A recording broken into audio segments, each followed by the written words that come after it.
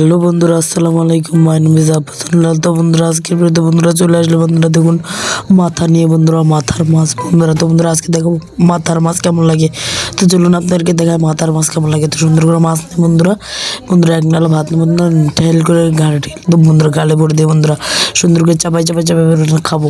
খেয়ে বন্ধুরা আপনাদেরকে জানাবো বন্ধুরা, ওয়াও বন্ধুরা এত টেস্ট বলার মতো বন্ধুরা। আসলে বন্ধুরা অনেক মজা হয়েছে বন্ধুরা।